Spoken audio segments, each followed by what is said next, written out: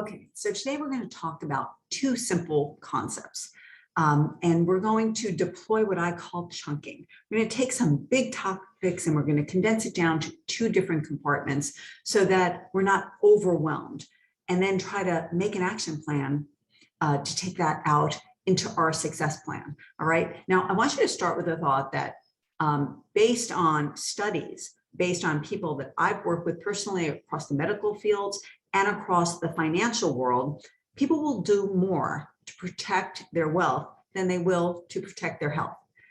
And as I'm sure you can rationalize that, it doesn't really make a lot of sense, because if you'd like to enjoy your wealth for a lifetime and proliferate in your life in that regard, you need health to be able to do all the fun things, all the great things, all the things you're passionate about, whether it be, playing with your kids or grandkids, or, swimming or diving or skiing or horseback riding or running, or just working in something you're really passionate about into your, into your 70s and 80s. You need your health desperately. To have a vital, fun-filled, joyful life, health is number one. So I've chunked it down to two things. And it's really easy. Health comes down directly and is directly correlated to just two things: what you feed your body, your mind, and your soul. That's number one. And what you do with your body, your mind, and your soul. So let's just break it down. What you feed your body, mind, and soul sounds simple, right? Well, guess what? It is simple. It's not easy, but it's simple. It's not rocket science. People will run around saying, oh, I need to invest in this before I can start, or I need to join this gym, or have this equipment, or have the best, trainer. No, it's actually not true. You just need to start. You need to start with, how you're going about your day, what you put into your body, what you feed your mind, and what you feed your soul, because that's going to give you the juice for everything else you want to do in your life. Fun stuff, your work stuff, your intellectual pursuits, everything you want needs to be fed with something that's going to give you the energy, the vitality, and the strength to pursue your passion, your mission, your manifestiny, and get life and business on your terms. So think about that. If what you're eating isn't serving you,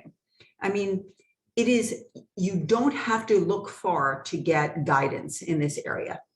But I will tell you, because I have been a student of this since my late teens, where I really needed energy. I needed to make sure that I had the vital ability to go forward.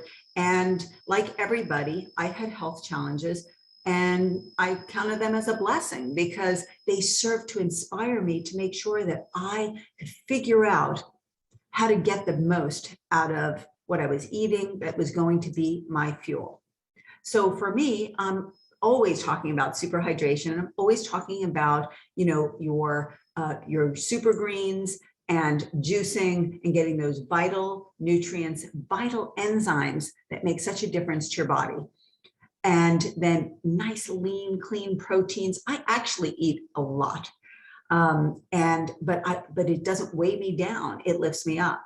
It's my fuel, and I burn it, and it serves to give me energy and vitality and inspiration and enthusiasm.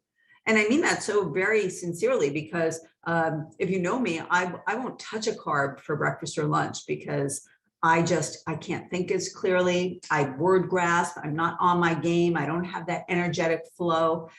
Because my biochemistry is working against me. So you got to get your body working in a place. And I do have my celebrate day. I am no martyr. I don't, not have the things that I love in my life. I absolutely do. I rejuvenate, I regenerate. And every Sunday for me is my celebrate day. And I eat what I want and what I'm craving. And it gets me through, because I always have that day. So, but what about feeding your mind? Because this is so important. We are so distracted today more than ever before, and it's well proven and documented in movies and documentaries and books and studies. Okay, we are so distracted by everyone else's opinion, what everyone else is doing, what everyone else wants you to look at, focus on, and comment on. But what are you doing for you that actually serves your mind, that serves your knowledge base, that's going to help you to get what you want in your manifestiny. How do you get life and business on your terms? Well, it really does help if you have a great knowledge base and you continually learn.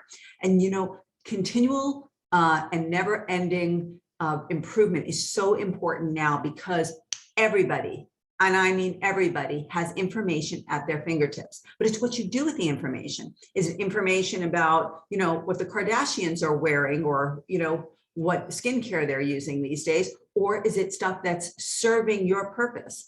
Are you learning things that are actually going to help you? And do you just learn them, or do you apply them? Because knowledge is not power. Knowledge utilized is power. When you take what you learn and then you put it forth to get a better, more efficient, more effective outcome, that's real power. So carve out your time to get, you know, to feed your mind every single day. Make that a part of your hour of power. Make that a part of, you know, what you do when you're driving to work, when you're on your run. You know, combine it with feeding, with what you do with your body. Okay. What are you feeding your mind? And then what do you do with your mind, right? They're very interconnected. And then what about your soul? What are you feeding your soul? Are you watching endless hours of news and things that upset you, depress you, make you feel like you have no control over them? Because frankly, you just don't. Focus on things you can control. Focus on things that are going to lift you up, that are going to feed your soul, that are going to inspire you.